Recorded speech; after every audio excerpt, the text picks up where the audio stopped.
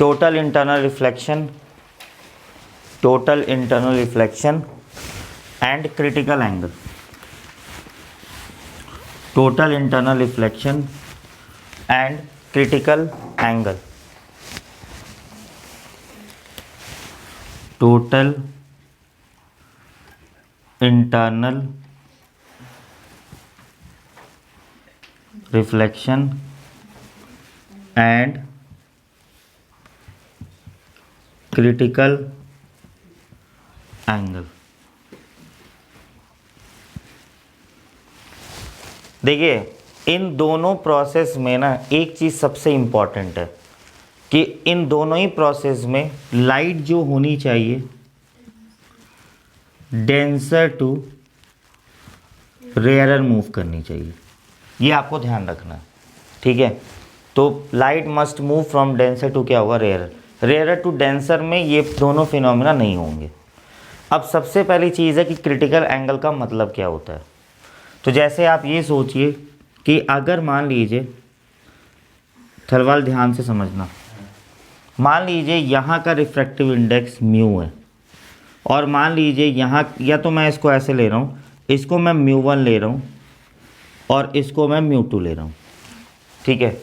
और ये आपका रेयरर मीडियम है और ये आपका डेंसर मीडियम है। तो सपोज मान लीजिए आपका कोई लाइट है, वो किसी एंगल पे इंसिडेंट हुई, तो आपको पता है कि अगर लाइट रेयरर टू डेंसर जा रही है तो रेयरर टू डेंसर में वो क्या होती है, bends away from the normal होती है। तो मान लीजिए वो बेंड हो गई है इस टाइप से। अगर मान लीजिए आपने एंगल ऑफ इंसिडेंस को बढ़ा दिया तो क्या होगा, एंगल ऑफ इंसिडेंस को बढ़ाओगे तो वो और ज़्यादा एंगल से क्या होगी, रिफ्रैक्ट होगी। आपने एक ऐसे एंगल से इंसिडेंट कराया जिस पे जो लाइट है वो just parallel to the surface निकल गई है, ऐसे। क्लियर हो रहा है आपको। तो इस पर्टिकुलर एंगल को, ये जो एंगल है, इस एंगल को हम क्या बोलते हैं, क्रिटिकल एंगल। और आपको पता है क्रिटिकल एंगल के लिए जो एंगल ऑफ रिफ्रैक्शन है वो कितना आ रहा है, 90 डिग्री। समझ में आया आपको। मैं दोबारा बता रहा हूँ, आपने क्या किया, लाइट रेयरर, अरे सॉरी यार, यहाँ मैंने एक चीज़ गलती लिख दी है, ये डेंसर है, ये रेयरर है। मैंने कंडीशन ही बताई है डेंसर टू रेयरर। मैंने आपको क्या बताया कि बेसिकली लाइट अगर मान लीजिए डेंसर टू रेयरर जा रही है और मान लो आपने किसी एंगल पे इंसिडेंस कराया, तो आपको पता है जब लाइट डेंसर टू रेयरर जाती है तो बेंड्स क्या होती है, अवे फ्रॉम द नॉर्मल, तो वो इधर बेंड हो गई। आपने एंगल ऑफ इंसिडेंस को बढ़ा दिया है, थोड़ा एंगल बढ़ाया है, तो एंगल ऑफ इंसिडेंस को बढ़ाया तो क्या होगा, एंगल ऑफ रिफ्लेक्शन भी बढ़ जाएगा। आपने एंगल ऑफ इंसिडेंस को और बढ़ा दिया, और जैसे ही आपने एंगल ऑफ इंसिडेंस को बढ़ाया है और मान लीजिए उस टाइम पे light just parallel to the refracting surface move कर रही है, तो उस पर्टिकुलर एंगल को हम क्या बोलते हैं, क्रिटिकल एंगल बोलते हैं। तो क्रिटिकल एंगल पे क्या होता है कि at a particular angle if the angle of refraction equals to क्या होगा, 90 degree, that particular angle is called क्या होगा, क्रिटिकल एंगल। समझ में आ गया आपको। दूसरी चीज़ है, अगर आपने क्रिटिकल एंगल से भी एंगल को बढ़ा दिया,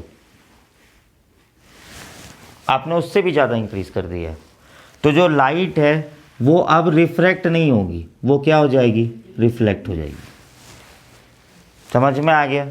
इस पर्टिकुलर प्रोसेस को हम क्या बोलते हैं, टोटल इंटरनल क्या बोलते हैं, रिफ्लेक्शन। क्लियर हो गया, तुम्हें आ रहा है समझ में। इसका क्या मतलब हुआ कि अगर मान लीजिए angle of incidence critical angle से ज़्यादा है तो in spite of getting refracted it reflects back to the क्या होगा, same medium, and that process is called क्या होगा, रिफ्रैक्शन। टोटल इंटरनल क्या होगा, रिफ्लेक्शन। समझ में आ गया आपको, क्लियर हो गया। अगर मान लीजिए मैं इसी पॉइंट पे, क्योंकि मैंने आपको बार बार बताया है कि जिस भी पॉइंट पे रिफ्रैक्शन होगा उस पॉइंट पे क्या होगा, स्नेल्स लॉ वैलिड। तो सपोज अगर मैं यहाँ पे देखूँ स्नेल्स लॉ का, तो sine i c upon sine r equals to जहाँ पे लाइट जा रही है, जहाँ से लाइट आ रही है, this is equals to mu two upon क्या होगा, म्यू वन होगा। आर कितनी है 90, तो यहाँ पे क्या आएगा sine i c upon sine 90 equals to mu two upon क्या होगा म्यू वन। साइन 90 की वैल्यू क्या होती है 1, तो यहाँ पे sine i c equals to क्या होगा म्यू टू अपॉन क्या होगा म्यू वन। क्लियर हो गया। ये तो उस टाइम पे जब आप म्यू टू और म्यू वन ले रहे हैं।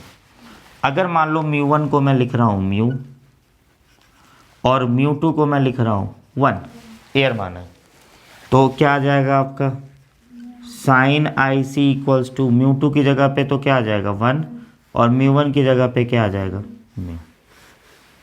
तो sine i c equals to क्या होगा 1 अपॉन क्या होगा म्यू। क्लियर हो गया आपको, आ गया समझ में।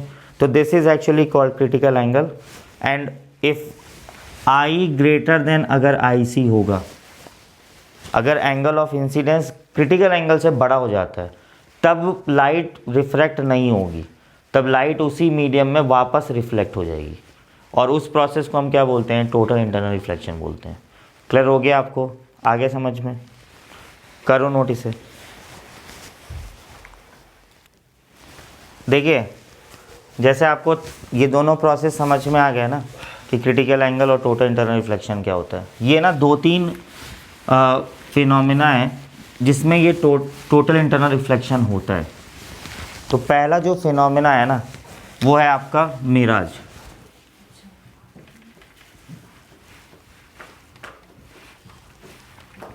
और दूसरा जो फिनोमिना जिसमें ये होता है वो है आपका ऑप्टिकल फाइबर कम्युनिकेशन में।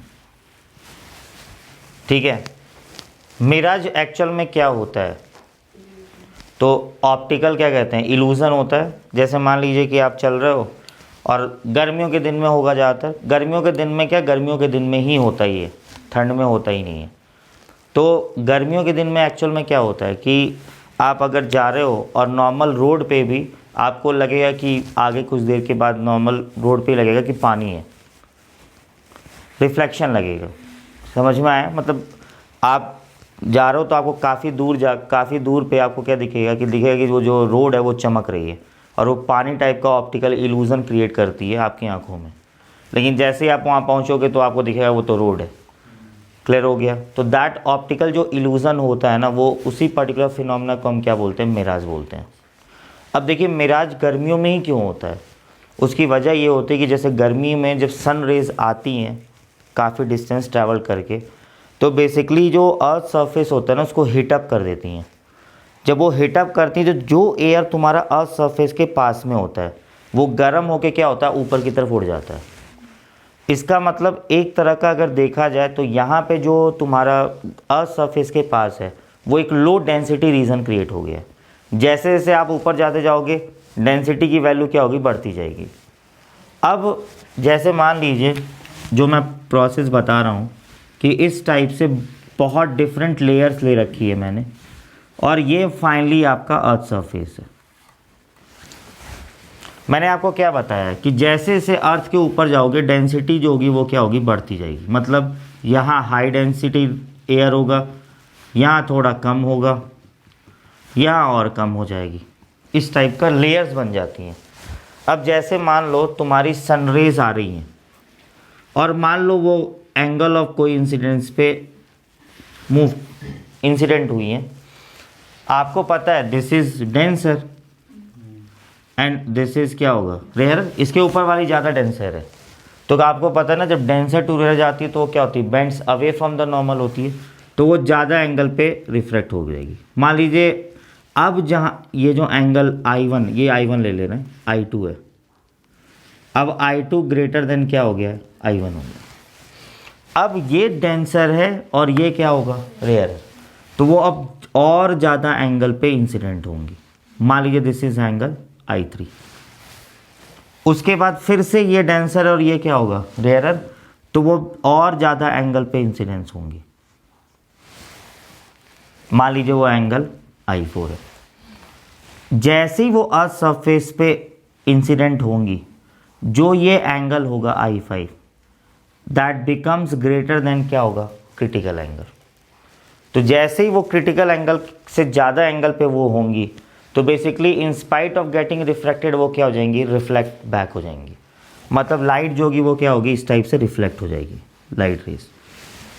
अब आपको दिख रहा है कि किसी भी सरफेस से अगर रिफ्लेक्शन हो रहा है तो वो चीज़ क्या होती है, चमकने लग जाती है। जैसे मान लो आप एक शीशे का मिरर ले लो, तो आपको पता है ना लाइट जब पड़ती है तो वो लाइट क्या होती है, रिफ्लेक्ट होती है और वो चमकने लग जाता है।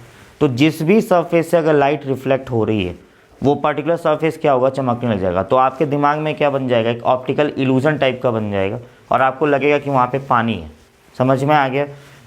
गर्मियों में ही ये ऐसा इसलिए होता है क्योंकि आपको मैंने बताया कि जो region air near to the earth surface होगा वो क्या होगा, लेस डेंसर होगा। फादर टू द सरफेस क्या होगा, तुम्हारा डेंसर होगा। ठंड में इसलिए नहीं होता है क्योंकि बेसिकली जो एयर तुम्हारा अर्थ सरफेस पे है वो एक्चुअल में हाई डेंसिटी है। तो उस टाइम पे लाइट जो ऊपर होती है एयर वो लोअर डेंसर होता है, जो अर्थ सरफेस के पास एयर होता है वो हाई डेंसिटी होती है। तो उस टाइम पे light rare to denser move करती है और जब वो रेयर टू डेंसर मूव करती है तो वो क्या होती है, बेंड्स टुवर्ड्स द नॉर्मल होती है। तो एंगल ऑफ इंसिडेंस तो और कम हो जाता है। क्लियर हो गया। इसलिए ऑप्टिकल इल्यूजन विंटर में नहीं होता है, समर में होता है। समझ में आ गया आपको। नेक्स्ट है ऑप्टिकल फाइबर।